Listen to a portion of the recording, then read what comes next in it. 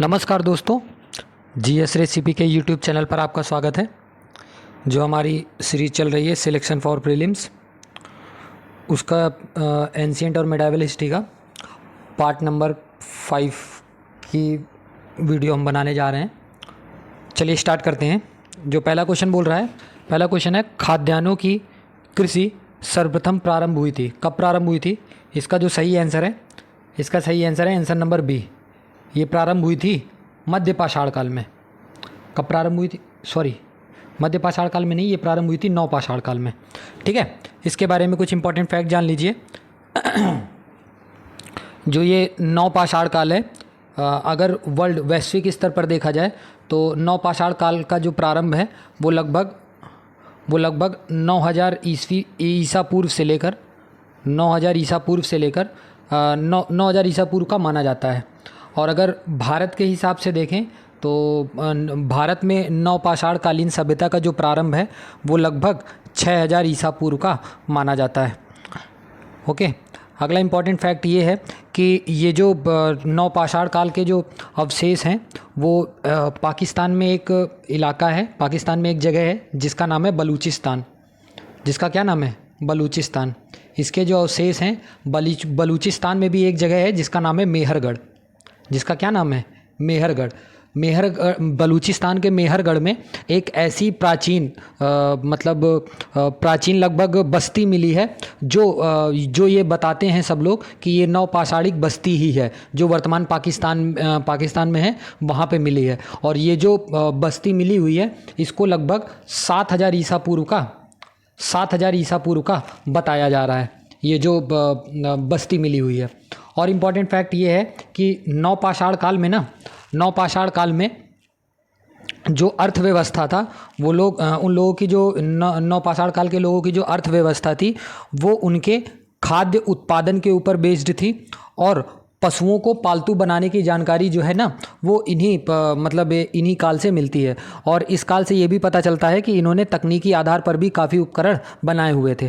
ठीक है, और नव पाषाण काल की प्रथम और प्रमुख उपलब्धि जो है वो यही बताया जाता है कि खाद्य उत्पादन का जो आविष्कार है और जो पशुओं का जो उपयोग की जानकारी जो मिली है और जो यहाँ का जो विकास हुआ है ग्रामीण जीवन का जो विकास हुआ है, ये नव पाषाण काल युग का ही माना जाता है। ठीक है, और एक इम्पॉर्टेंट फैक्ट और नोट कर लीजिएगा, मानव द्वारा जो सर्वप्रथम प्रयुक्त अनाज जो है उसका नाम जौ है। काफ़ी बार पूछा गया क्वेश्चन है कि मानव द्वारा सर्वप्रथम प्रयुक्त अनाज कौन सा है, तो उसका नाम जौ है। और ये जो जौ मिला हुआ है ये मेसोपोटामिया के क्षेत्र के पास से मिला हुआ है। ओके, चलिए अगले प्रश्न के ऊपर चलते हैं। अगला प्रश्न क्या बोल रहा है? अगला प्रश्न है उस स्थल का नाम बताइए जहाँ से प्राचीनतम स्थायी जीवन के, ये देखिए क्या लिखा हुआ है, स्थायी जीवन के प्रमाण मिले हुए हैं। तो अभी मैंने बताया उसका स्थान क्या है, उसका नाम क्या है? उसका नाम है मेहरगढ़। मेहरगढ़ से स्थायी जीवन के प्रमाण मिले हुए हैं। ठीक है, नेक्स्ट अगले प्रश्न की तरफ चलते हैं। अगला प्रश्न है मानव द्वारा सर्वप्रथम प्रयुक्त अनाज कौन सा था? तो मैंने बताया था मानव द्वारा सर्वप्रथम प्रयुक्त अनाज जो था उसका नाम जौ है। अगले प्रश्न के ऊपर चलते हैं। अगला प्रश्न बोल रहा है कि भारत में व्यवस्थित कृषि का प्राचीनतम जो प्रमाण है वो कहाँ से प्राप्त होता है? सबसे प्राचीनतम जो प्रमाण है वो कहाँ से प्राप्त होता है? तो इसको भी मैंने बताया हुआ है। इसका जो सही ऑप्शन है, इसका सही ऑप्शन है ऑप्शन नंबर ए। ये मेहरगढ़ से प्राप्त हुआ है। कहाँ से? ये मेहरगढ़ से प्राप्त हुआ है। ओके, अगले प्रश्न की तरफ चलते हैं, नेक्स्ट क्वेश्चन के ऊपर। अगला प्रश्न बोल रहा है भारत में पशुपालन एवं कृषि के प्राचीनतम जो साक्ष्य हुए हैं वो कहाँ से प्राप्त हुए हैं? तो इसका भी ऑप्शन क्या हो जाएगा? इसका भी ऑप्शन मेहरगढ़ हो जाएगा। तो मेहरगढ़ आपको याद रखने हैं, जो सबसे प्राचीनतम मिले हैं वो मेहरगढ़ से ही हैं। ये पाकिस्तान में, अगर भारत के परिप्रेक्ष्य में देखा जाए तो अभी आगे बताएंगे कि कहाँ पे है। अगला प्रश्न है निम्नलिखित में से किस स्थान पर नव पाषाण स्तर पर गेहूं एवं जौ की खेती के सर्वप्रथम प्रमाण मिले हैं? तो गेहूं और जौ की खेती के जो सर्वप्रथम प्रमाण हैं वो मेहरगढ़ से मिले हुए हैं। कहाँ से? मेहरगढ़ से मिले हुए हैं। अगले प्रश्न की तरफ चलते हैं। अगला प्रश्न बोल रहा है कि निम्न में से किस एक पुरा स्थल से पाषाण संस्कृति से लेकर हड़प्पा सभ्यता तक के सांस्कृतिक अवशेष मिले हैं? इसका जो सही आंसर है, इसका सही आंसर है आंसर नंबर बी। इसका क्या आंसर है? Answer number B. इसके बारे में और इम्पॉर्टेंट फैक्ट जान लीजिएगा मेहरगढ़ के बारे में। मेहरगढ़ जो है ये कहाँ से मिला है आपको पता है? वो पाकिस्तान में जो सिंध का प्रोविंस है और जो बलूचिस्तान की जो सीमा है और जो इंडिया का गुजरात का जो कच्छ का मैदान है, वहाँ पर एक नदी बहती थी जिसका नाम था बोलन नदी। जिसका क्या नाम था? जिसका नाम था बोलन नदी।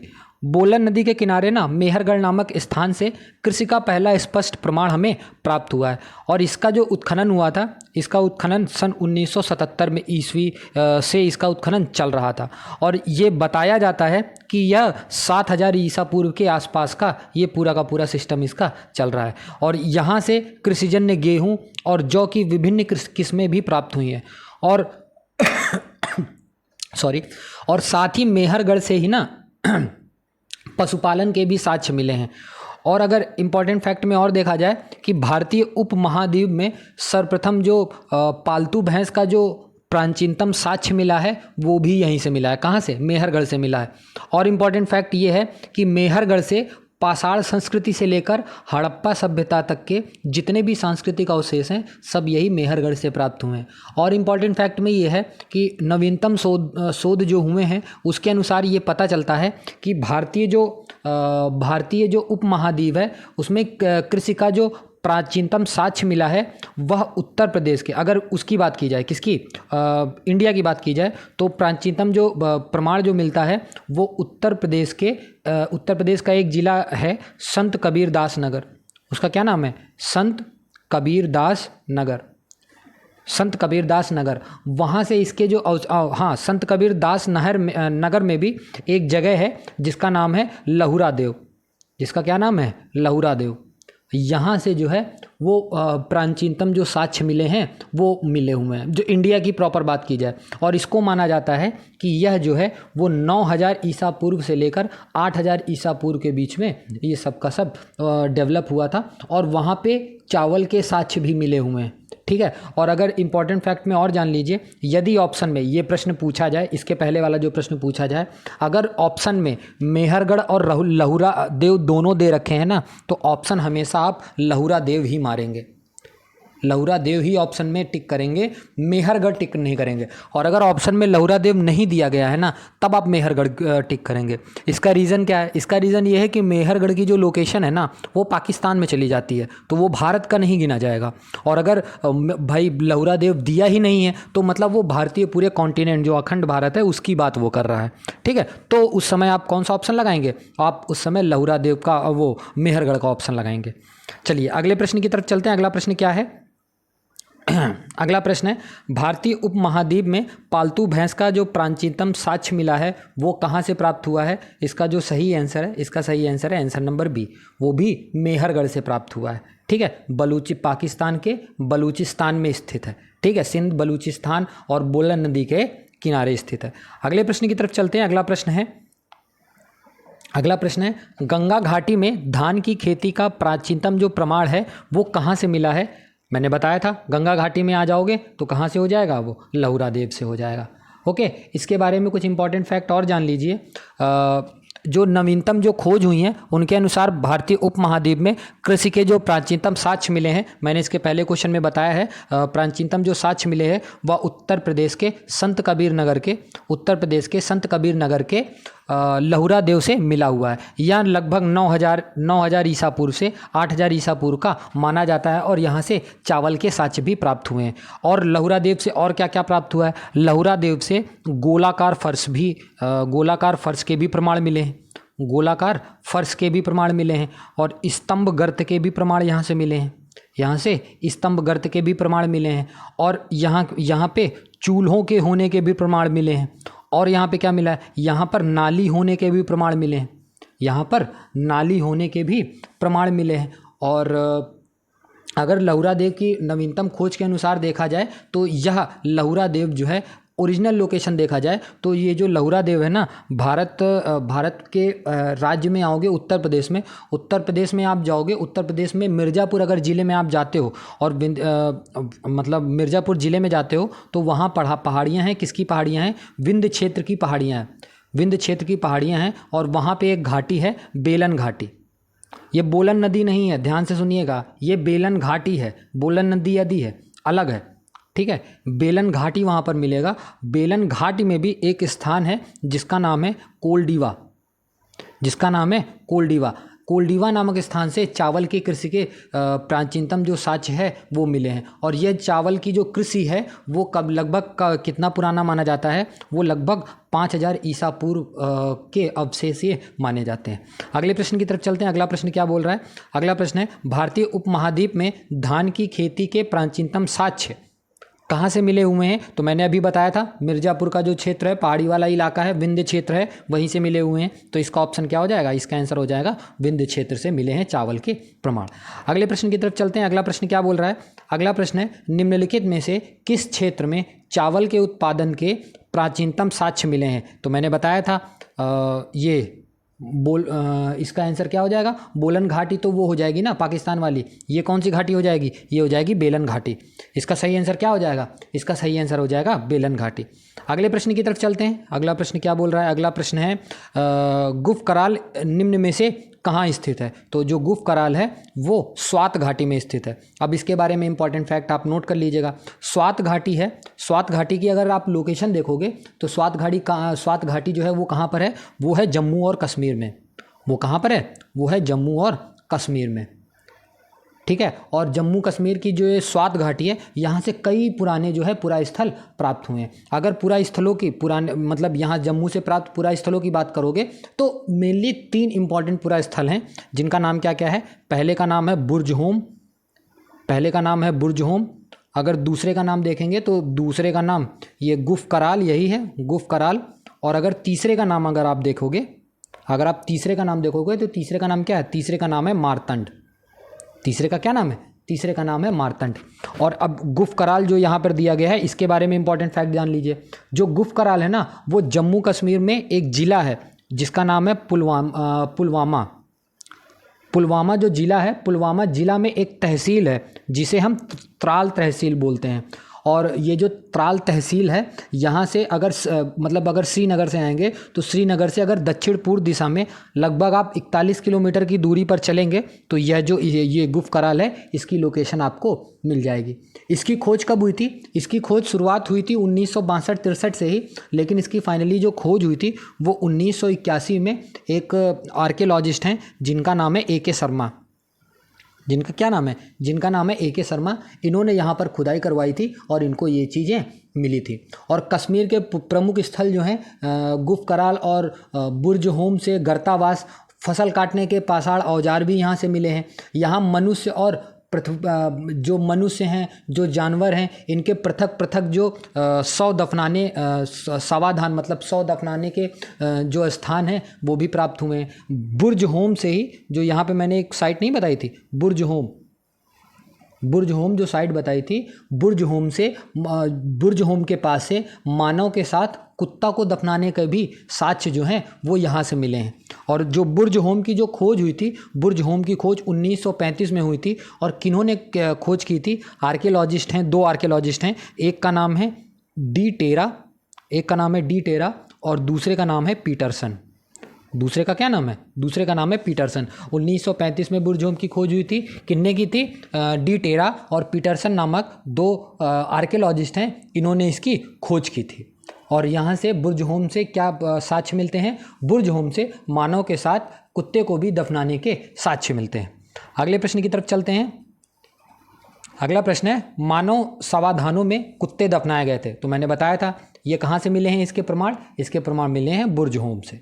अगले प्रश्न की तरफ चलते हैं। अगला प्रश्न बोल रहा है, नवपाषाण कालीन गर्त निवासों के अवशेष कहाँ से मिले हैं? तो इसके जो अवशेष हैं ना, वो 2 जगह से मिले हैं। एक बुर्ज होम से मिले हैं, एक गुफ कराल से मिले हैं, और तीसरा अगर आप याद करना चाहो तो मारतंड से मिले हैं। तो इसका जो सही आंसर हो जाएगा, इसका सही आंसर क्या हो जाएगा? इसका सही आंसर हो जाएगा आंसर नंबर डी, 1 और 2। बाकी ये ना कुचाई है और ना महगढ़ा है, ठीक है, केवल बुर्ज होम है और गुफ कराल है।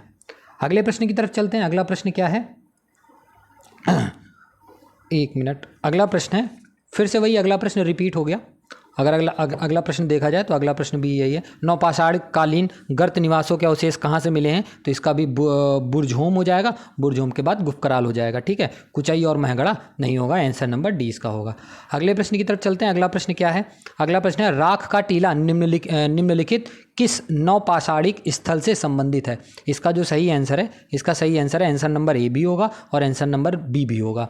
बुधियाल और संगनकल्लू दोनों से राख के टीला के जो अवशेष हैं ना वो प्राप्त हुए हैं। अब इसकी कुछ इंपॉर्टेंट फैक्ट जान लीजिए। कर्नाटक में एक जगह है मैसूर, कर्नाटक में एक जगह है मैसूर, और मैसूर में भी एक जनपद है जिसका नाम है वेल्लारी, जिसका नाम क्या है, बेल्लारी। बेल्लारी जनपद में ये जो है ना संगनकल्लू, ये एक जगह है, यहाँ ये नवपाषाण कालीन एक जगह है जहाँ से राख का टीला जो है, राख के टीला के जो अवशेष हैं वो मिले हुए हैं। विद्वानों का मानना ये है कि यहाँ पे जानवरों का गोबर इकट्ठा किया जाता था, जानवरों का जो गोबर है वो इकट्ठा किया जाता था और उसमें आग लगा दी जाती थी, जिसके कारण से यह टीला बन गया। ठीक है, और जो दूसरा ये है बुधियाल, जो बुधियाल है ये भी एक पुरातात्विक स्थल है और यहाँ पे भी राख के ढेर पाए गए हैं। अगर दक्षिण भारत में बात की जाए तो ये जो राख का टीला है ना मेनली दक्षिण भारत में ही पाया गया है, और दक्षिण भारत में कुछ इंपॉर्टेंट अगर स्थल देखे जाएँ जहाँ से ये राख का टीला मिला है तो उनके आप नाम नोट कर सकते हैं। पहला जो है उसका नाम है उत्तनूर, पहला जो है उसका नाम है उत्तनूर। दूसरा जो नाम है उसका नाम है पलवाय, उसका नाम क्या है, उसका नाम है पलवाय। तीसरा जो है, तीसरा है संगनकल्लू, संगनकल्लू जो है वो तीसरा नाम है इसके। फिर उसके बाद चौथे नाम पे आएंगे तो जो चौथा नाम है उसका नाम है बदिहाल, उसका क्या नाम है, उसका नाम है बदिहाल। जो पांचवा है उसका नाम है कोडेकल, उसका क्या नाम है, उसका नाम है कोडेकल। उसके बाद अगर छठवें नाम पे आएंगे तो छठवां नाम है पिकलीहल,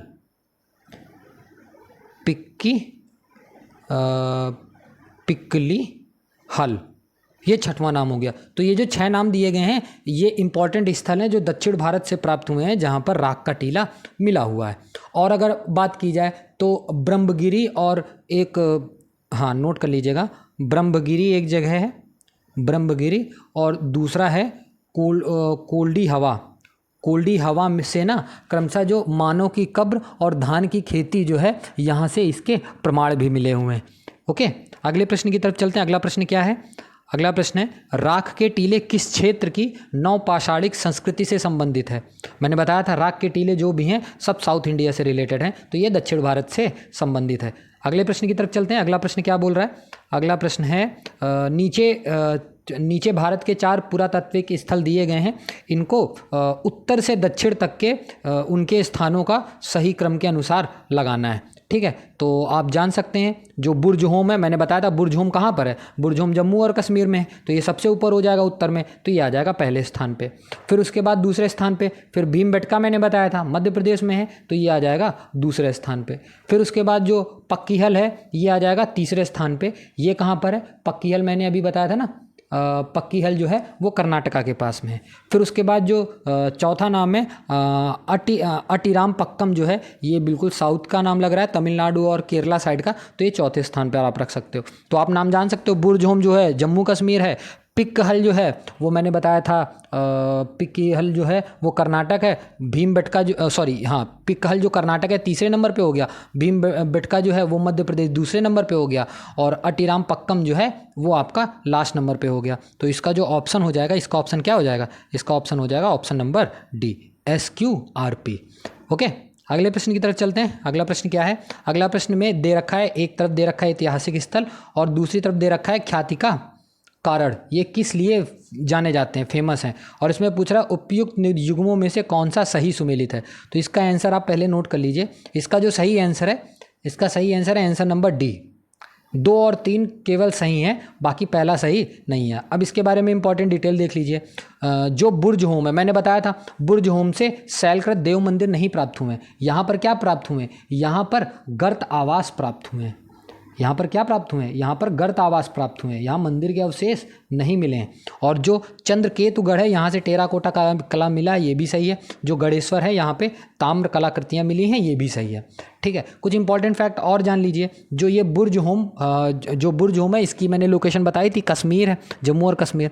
ये एक नौपाषाणिक स्थल है और इसकी खोज मैंने पहले भी बताया, इसकी खोज जो है 1935 में की थी। किन्ने की थी? 2 आर्कियोलॉजिस्ट थे, एक का नाम था डी टेरा और दूसरे का नाम था पीटरसन। इन्होंने इसकी खोज की थी। और यहाँ से और क्या क्या प्राप्त हुए हैं? यहाँ से हड्डी के औजार भी मिले हैं, यहाँ से गर्त आवास भी मिले हैं और यहाँ से मालिक के साथ कुत्ते के दफनाने के भी अवशेष जो है वो मिले हैं। फिर उसके बाद अगर गणेश्वर की इंपॉर्टेंट फैक्ट की बात की जाए तो गणेश्वर जो है ना वो राजस्थान की, जैसे ये बुर्ज होम नौपाषाणिक स्थल है, तो गणेश्वर जो राजस्थान का है ना, ये ताम्र पाषाण संस्कृति से संबंधित है, ठीक है। और जो कि कहाँ पर है? जो कि साहिबी नदी है, वहाँ पर साहिबी नदी है, साहिबी नदी के किनारे ये स्थित है। ये ताम्र पाषाण सभ्यताओं की जननी इसको माना जाता है।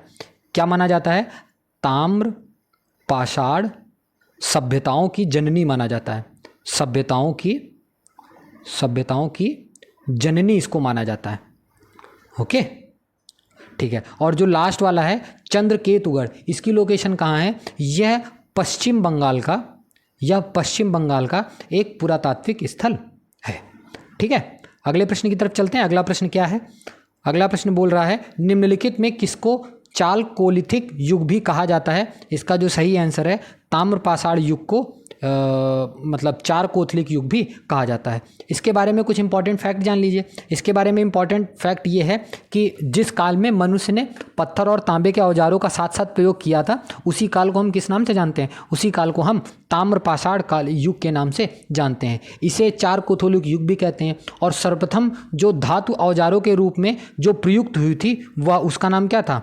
धातु औजारों के रूप में जो प्रयुक्त हुई थी उसका नाम तांबा था, ठीक है। भारत में जो ताम्र पाषाण अवस्था के जो मुख्य क्षेत्र हैं वो कौन कौन से मुख्य क्षेत्र हैं? मुख्य क्षेत्र हैं दक्षिण पूर्वी राजस्थान, मध्य प्रदेश का जो पश्चिमी भाग है वो भी इससे रिलेटेड है, और जो महाराष्ट्र का पश्चिमी भाग है वो भी रिलेटेड है, और दक्षिण पूर्वी जो भाग है वो भी इससे रिलेटेड है। और अगर देखा जाए कि सर्वप्रथम चित्रित मृदभांड के जो अवशेष मिले हैं ताम्र पाषाण काल में, वो भी यहीं से मिले हुए हैं। वो भी कहाँ से मिले हुए हैं? इसी समय के मिले हुए हैं। इस काल के लोगों ने सर्वप्रथम भारतीय पहले ये जो ताम्र पाषाण युग है ना, इसी काल में जो भारत के जो लोग थे ना, इन्होंने बड़े बड़े गांवों की स्थापना की थी। और अगर इसके बारे में इंपॉर्टेंट फैक्ट देखें तो ताम्र पाषाणिक संस्कृति के जो लोग हैं उन्होंने सर्वप्रथम मृदभांडों को चित्रित किया था। इस काल में 2 इंपॉर्टेंट मृदभांड होते थे। कितने? 2 इंपॉर्टेंट मृदभांड होते थे। एक मृदभांड होता था काला या लाल मृदभांड होता था, काला या लाल मृदभांड होता था। और दूसरा जो होता था उसका नाम होता था गैरिक मृदभांड। उसका नाम क्या होता था? गैरिक मृदभांड। इसे हम शॉर्टकट में OCP भी बोलते हैं। क्या बोलते हैं? OCP भी बोलते हैं, ओके। अगर मृदभांडों को देखा जाए तो मृदभांडों के अतिरिक्त ताम्र निधियाँ और सुव्यवस्थित ग्रामीण जीवन का जो आरंभ है वो भी इस काल की विशेषता है, ठीक है। और ये जो गैरिक मृदभांड जो OCP है, जो गैरिक मृदभांड है, इसका जो नामकरण हुआ था ना वो हस्तिनापुर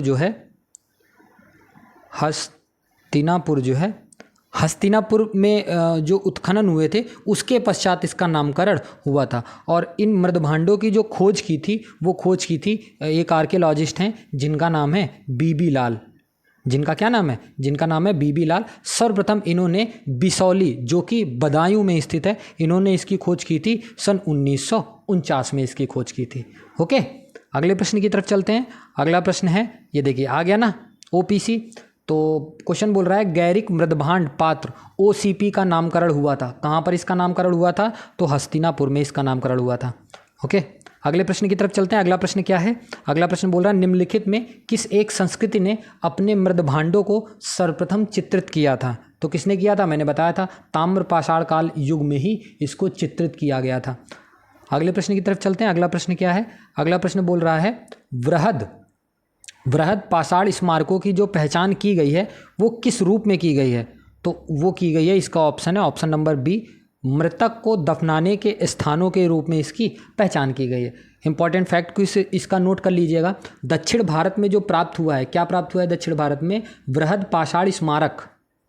दक्षिण भारत में जो वृहद पाषाण स्मारक है वृहत पाषाण जो स्मारक है इसको हम एक और नाम से जानते हैं जिसका नाम है जिसको बोलते हैं मेगालिथ। मेगालिथ की जो पहचान है ना, वो पहचान मृतकों के दफनाए गए कब्रों से ही की गई है। ठीक है, इन कब्रों को बड़े बड़े पत्थरों के टुकड़ों से घेर दिया जाता था। ठीक है, इन कब्रों से न केवल अस्थिपंजर बल्कि इनके साथ में मृदभांड और लोहे की वस्तुएं भी प्राप्त हुई हैं। मृदभांड और लोहे की वस्तुएं भी प्राप्त हुई हैं जो यह बताती हैं कि उनको धर्म में कितना विश्वास था। वो धार्मिक विश्वासों की ओर संकेत करते हैं। ओके, अगले प्रश्न की तरफ चलते हैं। अगला प्रश्न क्या है? अगला प्रश्न बोल रहा है दक्षिण भारत की वृहद पाषाण समाधियां किससे संबंधित हैं? तो मैंने बताया था यह लौह काल से संबंधित हैं। ओके, अगला प्रश्न क्या बोल रहा है? अगला प्रश्न है आहार सभ्यता के बारे में निम्न कथनों पर विचार कीजिए। चलिए विचार करते हैं आहार सभ्यता से रिलेटेड। तो पहला कथन बोल रहा है आहारवासी तांबा गलाना जानते थे। तो हाँ, ये जानते थे। दूसरा कथन है ये लोग चावल से परिचित नहीं थे। तो ये कथन जो है गलत है। फिर अगला कथन है कि धातु का काम आहारवासियों की अर्थव्यवस्था का एक प्रमुख साधन था। तो ये कथन भी बिल्कुल सही है।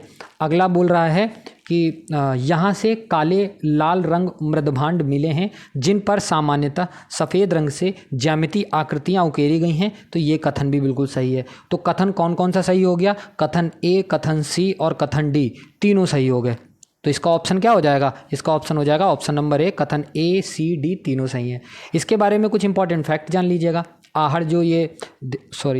ये जो आहार सभ्यता दी गई है इनके बारे में कुछ इंपॉर्टेंट फैक्ट जान लीजिए। ये जो आहार सभ्यता है ना, यह ताम्रपुरा पाषाणिक संस्कृति है जो कि कहाँ पे मिलती है? जो कि राजस्थान के दक्षिण पूर्व इलाके में एक नदी है जिसका नाम है आहड़ नदी। आहड़ नदी के तट पर लगभग 2500 ईसा पूर्व से लेकर 1500 ईसा पूर्व तक ना बताया ये जाता है कि इस समय इस संस्कृति का बिल्कुल बोलबाला था। यह संस्कृति जैसे सिंधु घाटी सभ्यता थी ना, वैसे ही उसके समीपवर्ती ही इस संस्कृति को माना जाता है। इस संस्कृति का एक और नाम है, आहार सभ्यता संस्कृति का एक और नाम है जिसका नाम है बनास संस्कृति, जिसको और किस नाम से जाना जाता है? बनास संस्कृति के नाम से भी जाना जाता है।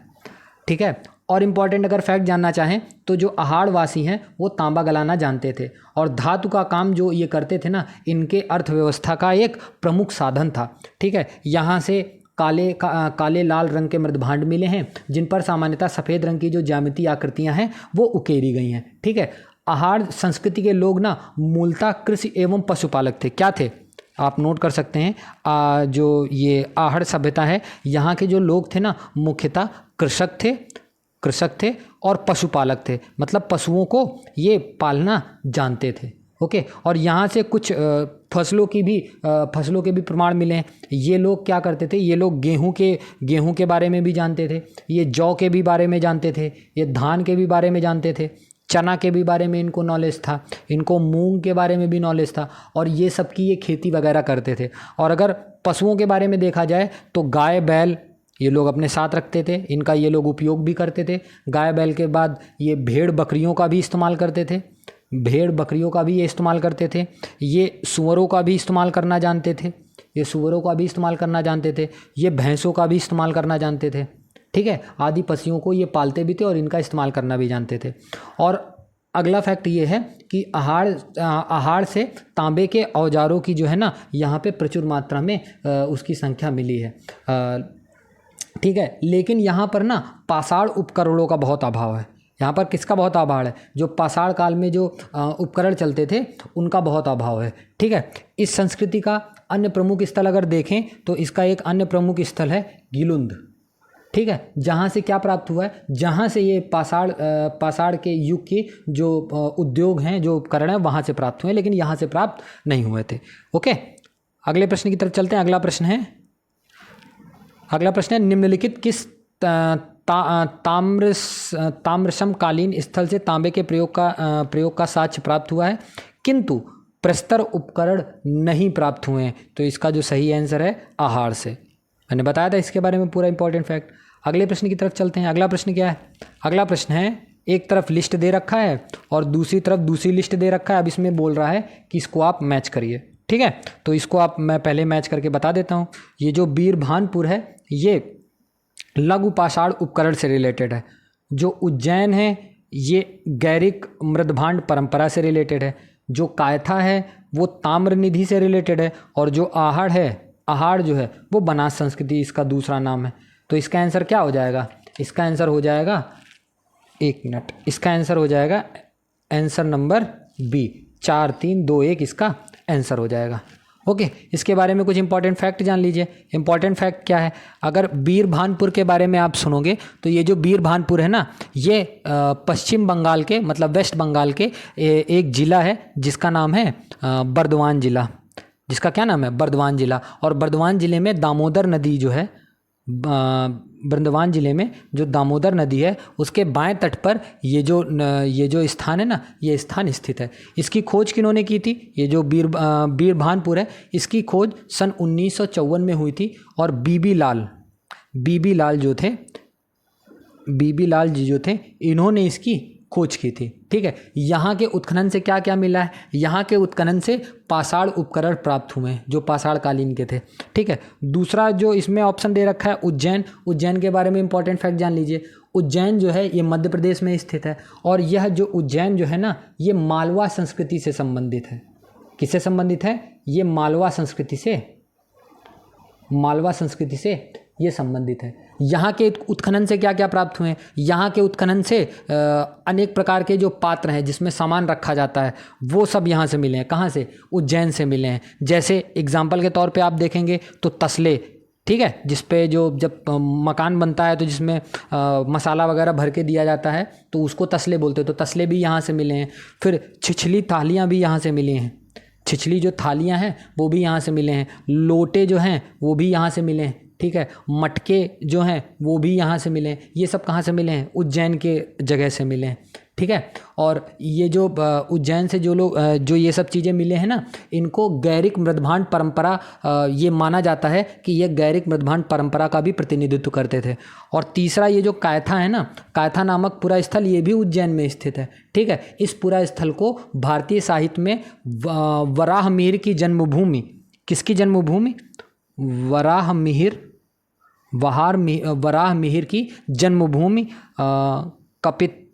कपित्थक जो है, कपित्थक के नाम से भी जाना जाता है। यहाँ उत्खनन से और क्या मिला है? यहाँ के उत्खनन से ताम्रनिधि भी मिला है। और क्या मिला है? यहाँ के उत्खनन से ताम्रनिधि भी मिला हुआ है। अगर मालवा देखा जाए, अगर ये देखा जाए कि जो मालवा संस्कृति का जो प्रतिनिधित्व है वह प्रतिनिधि जो स्थल है उसका नाम क्या है? उसका नाम है नौदा टोली। उसका नाम क्या है? उसका नाम है नौदा टोली। और यहाँ से माहेश्वर, एरड़ और नागोद आदि भी प्रमुख स्थल जो हैं वो यहीं से प्राप्त हुए हैं। और ये जो लास्ट आहार दिया गया है इसके पहले क्वेश्चन में इसके बारे में एक्सप्लेन कर दिया गया है। अगले प्रश्न की तरफ चलते हैं। अगला प्रश्न क्या है? ताम्र पाषाण मालवा संस्कृति के अवशेष निम्न में से कहाँ से प्राप्त हुए हैं? तो इसका जो सही आंसर है ताम्र पाषाण मालवा संस्कृति के अवशेष निम्न में से कहाँ से प्राप्त हुए हैं? तो इसका मैंने बताया था, नौदा टोली और माहेश्वर से प्राप्त हुए हैं। अगले प्रश्न की तरफ चलते हैं। अगला प्रश्न क्या है? अगले प्रश्न बोल रहा है कि ताम्र पाषाणिक काल में महाराष्ट्र के लोग मृतकों के शरीर को फर्श के नीचे किस तरह रखकर दफनाते थे? तो इसका जो सही आंसर है, इसका सही आंसर है आंसर नंबर ए, उत्तर से दक्षिण की ओर ये दफनाते थे। कहाँ से? उत्तर से दक्षिण की ओर दफनाते थे। और जो वो लोग थे साउथ के जो लोग थे, दक्षिण भारत के जो लोग थे, वो पूरब से पश्चिम दिशा में दफनाते थे। इसके बारे में कुछ इंपॉर्टेंट फैक्ट जान लीजिए। इसके बारे में इंपॉर्टेंट फैक्ट ये है, भारत में जो सिंध क्षेत्र के बाहर अनेक विकसित जो ग्रामीण संस्कृतियाँ होती हैं इन्हें हम ताम्र पाषाणिक इन्हें हम कहते हैं, क्योंकि इन संस्कृतियों के जो लोग थे ना वो पत्थर के साथ साथ तांबे के वस्तुओं का भी प्रयोग करते थे। और अगर ताम्र पाषाणिक संस्कृति है इसके बारे में जो सबसे अधिक स्थल जो हैं वो कहाँ से मिले हैं? वो पश्चिमी महाराष्ट्र से हमें देखने को मिलते हैं। और वहाँ से भी कहाँ से? गोदावरी की एक सहायक नदी है जिसको हम बोलते हैं प्रवरा नदी। प्रवरा नदी के बाएं तट पर क्या स्थित है? प्रवरा नदी के बाएं तट पर जारवे जो है एक प्रतिनिधि स्थल है। इसे हम जारवे संस्कृति भी बोलते हैं। इसे हम क्या बोलते हैं? इसे हम जारवे संस्कृति भी कहते हैं। इसकी जो सामान्य तिथि मानी गई है, इसकी सामान्य तिथि लगभग 1400 ईसा पूर्व से लेके 1000 ईसा पूर्व इसकी तिथि मानी गई है। यहाँ की एक प्रमुख विशेषता ये आते हैं कि यहाँ पर बहुत सारे जो वो है ना, बहुत सारे समाधान, मतलब जहाँ पे 100 दफनाए जाते थे, बहुत सारे समाधान कलश भी यहाँ पर देखने को मिले हैं। ये कलश घरों के फर्श के नीचे उत्तर से दक्षिण की दिशा में रखे जाते थे। कहाँ रखे जाते थे? उत्तर से दक्षिण की दिशा में रखे जाते थे। और अगर दक्षिण भारत में बात की जाए तो दक्षिण भारत में जो समाधान है वो पूरा पश्चिम दिशा में प्रचलित थे। ठीक है। अगर जारवे संस्कृति के मुख्य ताम्र पाषाणिक स्थल जो जारवे है या दायमाबाद है या इनाम गांव जो है, इसको नोट कर लीजिएगा, इनाम गांव है और निवासा है, ये कहाँ पर स्थित है? ये महाराष्ट्र में ही स्थित है। और जारवे संस्कृति का जो महत्वपूर्ण स्तर दायमाबाद है ना, ये नगरीकरण के ना बिल्कुल हाईएस्ट लेवल तक पहुँच गया था। यहाँ पर मतलब क्या नाम है इसका, आप नोट कर लीजिएगा, दायमाबाद जो है वो उसमें बहुत भयंकर तरीके से नगरीकरण हो चुका था, बहुत डेवलप हो चुका था। यहाँ से कांसे का रथ, यहाँ से एक और चीज़ नोट कर लीजिएगा, यहाँ से कांसे का रथ भी मिला है, कांसे का जो रथ है वो भी यहाँ से मिला है। फिर उसके बाद टेराकोटा भी यहाँ से मिला है, और जो मुहरे यहाँ से हैं वो भी यहाँ से मिले हैं। तो आप समझ सकते हैं कि यह कितना डेवलप हो चुका था। यहाँ से 3 प्रकार के कब्र मिले हैं। कौन कौन से कब्र मिले हैं? पहले जो है वो गड्ढे वाले कब्रगाह मिले हैं। कौन से मिले हैं? गड्ढे वाले जो हैं वो कब्रगाह जो है वो यहाँ से मिले हैं। फिर अगर दूसरे की बात की जाए तो कलश समाधान जो है वो भी यहाँ से मिला हुआ है। ठीक है। और जो तीसरा अगर बात की जाए तो प्रतीकात्मक समाधान भी जो है, प्रतीकात्मक जो समाधान है वो भी यहाँ से मिला हुआ है। अगले प्रश्न की तरफ चलते हैं। अगला प्रश्न बोल रहा है, इनाम गांव भारत के किस राज्य में स्थित है? तो मैंने बताया था यह महाराष्ट्र में स्थित है। ओके, अगले प्रश्न की तरफ चलते हैं। अगला प्रश्न है, निम्नलिखित कथनों में से कौन सा एक जोरवे संस्कृति से संबंधित नहीं है? इसका जो सही आंसर है, आंसर ऊपर से पढ़ लेते हैं। जो प्रवरा गोदा घाटी जोरवे संस्कृति की मूल क्षेत्र थी, ये बात बिल्कुल सही है। फिर अगला ऑप्शन है, जोरवे संस्कृति के मुख्य स्थल दायमाबाद, इनाम गांव, जोरवे और निवासा हैं, ये भी मैंने बताया था, तो ये भी सही है। तीसरा कथन है, दायमाबाद में प्रतीकात्मक दफनाए जाने का पुरातात्विक साक्ष्य मिलता है, तो ये भी सही है। और अंतिम जो विकल्प है, व्यवहारिक रूप में उत्तरी दक्कन में सभी जोरवे बस्तियाँ अचानक उजाड़ हो गई, तो भैया बस्तियां अचानक उजाड़ कभी होती नहीं है, तो ये कथन है गलत। अगले प्रश्न की तरफ चलते हैं। अगला प्रश्न है, नौदा टोली का उत्खनन किन्होंने किया? तो नौदा टोली का जो उत्खनन है वो HD सांखलिया ने किया था। ठीक है, इसके बारे में कुछ इंपॉर्टेंट फैक्ट जान लीजिए। इंपॉर्टेंट फैक्ट ये है कि ये जो नौदा टोली जो है यह कहाँ पे स्थित है? यह जो है यह मध्य प्रदेश के एक जनपद है मध्य प्रदेश में, जिसका नाम है खरगोन। जिसका नाम है खरगोन। मध्य प्रदेश के खरगोन जनपद के एक जगह है महेश्वर, वहाँ पर ये स्थित है। ठीक है। अगर माहेश्वर में बात की जाए तो नौदा टोली का उत्खनन किन्होंने किया था? कई लोगों ने मिलकर किया था। एक वहाँ पे एक कॉलेज था, दक्कन कॉलेज। ठीक है। एक इंस्टीट्यूट था, post graduate and research institute Pune. फिर उसके बाद एक विश्वविद्यालय बड़ौदा का था, MS विश्वविद्यालय। और मध्य प्रदेश का जो पुरातत्व विभाग था, इन्होंने संयुक्त रूप से इनको हेड बना दिया था, HD सांखलिया को, और इन्होंने ही पूरी रिसर्च की थी। ठीक है। और ये रिसर्च कब से कब तक चली थी? 1952 से स्टार्ट हुई थी, 1959 तक इसकी रिसर्च चली थी। इस उत्खनन के फलस्वरूप जो हमें पता चला है, हमें यह पता चला है कि ताम्र पाषाणिक काल से लेकर मध्यकाल तक के 5 सांस्कृतिक कालों ने विषय में जानकारी यहाँ से मिलती है। कितने पुरातात्विक स्थल के बारे में जानकारी मिलती है? 5 पुरातात्विक स्थल के बारे में जानकारी हमें मिलती है। आज का जो अंतिम प्रश्न है कि नवदा टोली किस राज्य में अवस्थित है? तो इसका जो सही आंसर है आंसर नंबर D। जो नवदा टोली है वो मध्य प्रदेश में स्थित है। तो ये जो सीरीज चल रही है आपको कैसी लग रही है, प्लीज़ कमेंट सेक्शन में बताइए। और कोई भी सजेशन हो तब कमेंट सेक्शन में आप प्लीज़ बताइए। और दोस्तों से चैनल को सब्सक्राइब करवाइए और प्लीज़ वीडियो को लाइक करिए। धन्यवाद।